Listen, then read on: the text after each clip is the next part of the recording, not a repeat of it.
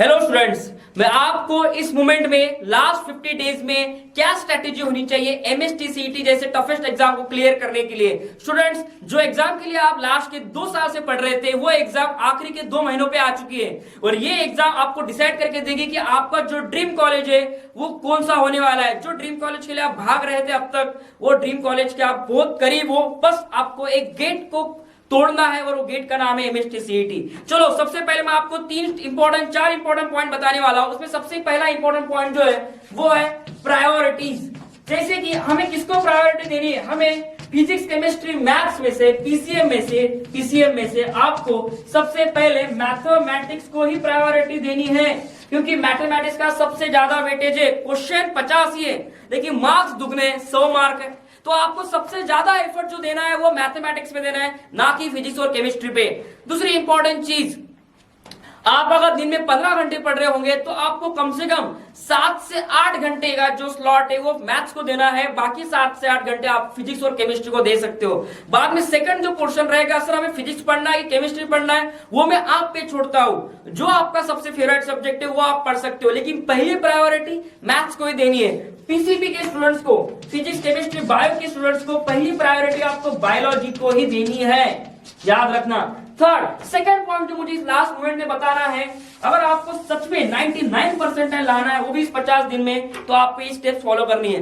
देखिए, second important point है test series. ये मोमेंट में स्टूडेंट आप टेक्स्ट बुक से नहीं पढ़ सकते, ये मोमेंट में आप क्वेश्चन सॉल्व नहीं कर सकते नए किसी पब्लिकेशन से, तो ये गलती मत करो। इस स्टेज पे आपको कुछ भी करके फुल सिलेबस टेस्ट लगानी है। 50 दिन बचे हैं। कितने दिन बचे हैं? 50 दिन। 50 दिन में आपको कुछ भी करके मिनिमम 25 फुल सिलेबस टेस्ट लगाने हैं। 25 फुल सिलेबस टेस्ट लगाने हैं। अगर आपने 25 फुल सिलेबस टेस्ट लगा दिए तो हो गया काम। बहुत सारे क्वेश्चन इसमें आपके बन जाएंगे। टेस्ट जब भी आप देते हो ना, टेस्ट में जनरली जो इंपॉर्टेंट सेक्शंस होते हैं चैप्टर में का, उस पे ही क्वेश्चन पूछे जाते हैं। तो आपको पूरा चैप्टर प्रिपेयर करने की जरूरत नहीं है, सिर्फ आप टेस्ट सीरीज दे दो, आपको उस चैप्टर में क्या क्वेश्चन पूछे जाते हैं वो आपको पता चल जाएगा। थर्ड पॉइंट जो इंपॉर्टेंट है, सिर्फ टेस्ट सीरीज देने से काम नहीं बनेगा। थर्ड पॉइंट जो है, आपको टेस्ट का एनालिसिस करना पड़ेगा एवरी डे। मैं तो कहूंगा अगर आप ये 3 घंटे की जो टेस्ट दोगे उसका कम से कम 2 घंटा तो आपको एनालिसिस में ही देना है। 2 आवर आपको एनालिसिस में ही देना है, तब जाके वो कुछ फ्रूटफुल होगा। अदरवाइज ये टेस्ट सीरीज वेस्ट चले जाएगी आपकी। जितना एनालिसिस करोगे उतना, वहां से आपको ये पता चलता है कि आपका वीक सेक्शन कौन सा है, आपका स्ट्रॉन्ग सेक्शन कौन सा है। वीक एंड स्ट्रॉन्ग, जो स्ट्रॉन्ग सेक्शन है, आपको जो चीजें अच्छे से आती है उसे बार बार मत पढ़ो, ये बेवकूफी मत करो। अगर आपको मैथ्स में डिफरेंशियल इक्वेशन अच्छा लगता है और आपको वो आता भी है तो उसे बार बार याद करके कोई सेंस नहीं बनता। जो चैप्टर आपको नहीं आते उस पे जाओ।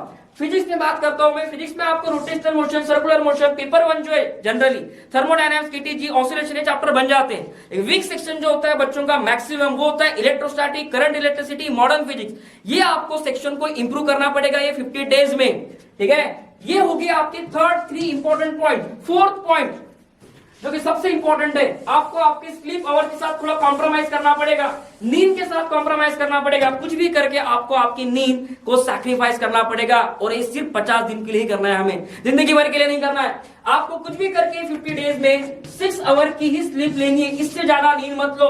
साथ ही साथ 6 घंटे की स्लीप जब आप लोगे, साथ ही साथ आपको कुछ भी करके जो टाइम स्लॉट रहेगा आपके सीईटी के पेपर का, वो रहेगा 12 से लेके 5 के बीच में, ठीक है, या फिर 10 से लेके 5 के बीच में आपको स्लॉट मिलेगा।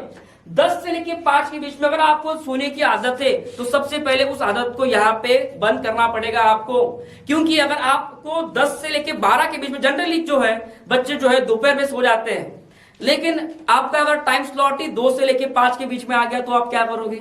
ये स्टेज पे हम कुछ नहीं कर सकते। तो आपको कुछ भी करके ये 50 दिन में नींद के साथ बहुत कॉम्प्रोमाइज करना पड़ेगा। दोपहर की जो नींद है सबसे पहले उसको सैक्रिफाइस करना पड़ेगा। अगर इतना पढ़ लोगे, मेहनत बहुत कर लोगे, और एंड में मेन पेपर में आप गिव अप कर दोगे, हमें ये सब चीजें नहीं करना है। हमेशा याद रखना है, आपने जो सपना देखा है उस सपने के आप बहुत करीब हो। सपना एक देखोगे, मुश्किलें हजारों आएंगी। सपना एक देखोगे, मुश्किलें हजारों आएंगी, लेकिन वो मंजर बड़ा खूबसूरत होगा जब आपकी कामयाबी शोर मचाएगी। याद रखना बच्चों, आपको कामयाब होना है और आपके पास हार्डली 50 दिन बचे हैं। अगर आपने ये 50 दिन में आपका 100% दे दिया ना, आपको कोई नहीं रोकेगा best of the best college में जाने से। ठीक है, thank you so much for watching this video, bye everyone.